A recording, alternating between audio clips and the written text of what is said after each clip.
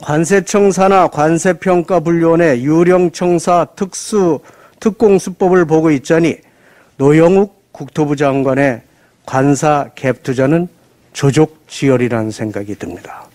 나라의 녹봉을 받는 공직자들이 누린 부동산 특혜는 일반 국민의 상상을 초월합니다.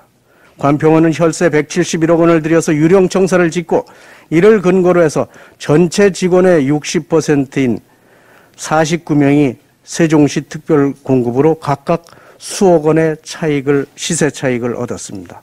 뿐만 아니라 새만금 개발청, 해양경찰청의 특공재테크도 드러난 정황입니다. 이 모든 것들이 빙산의 일각에 불과한 것 아니냐며 국민들의 공분이 거세지고 있습니다. 정부는 관평원 사태에 대해서 철저한 조사를 하겠다고 밝혔지만 관련 부처들은 책임 떠넘기기를 위한 핑퐁 게임에 여념이 없습니다. 잘못을 알고도 유령청사를 추진한 관평원, 그 예산을 내준 기재부, 땅을 마련해준 LH, 행정오류를 발견하고도 특공을 배정해준 행복청, 관평원의 부당행위 감사를 건너뛴 감사원에 이르기까지 설계, 예산, 집행, 감독 과정 모두 무능과 오류투성이로 얼룩졌습니다.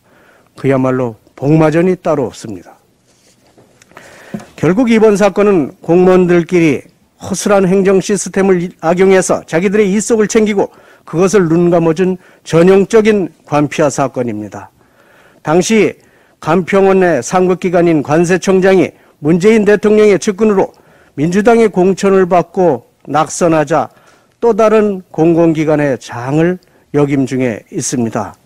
정권 실세 입김이 개입된 것은 아닌지 철저한 진상조사가 반드시 필요한 부분입니다.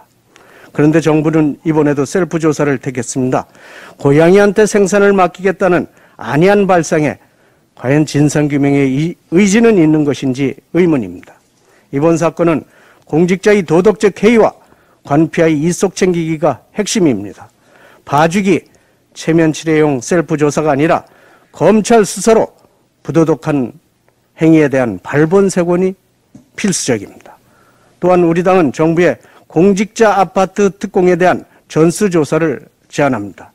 조사를 통해서 법의 취지를 어기고 부당하게 이익을 취득한 공무원이 있다면 부당이익 환수 등 국민의 눈높이에 맞는 대처를 해야 할 것입니다. 특히 시세 차익뿐만 아니라 공무원들에게 특별히 부여됐던 취득세 전면 감액 등 특혜에 대한 환수도 검토되어야 할 것입니다.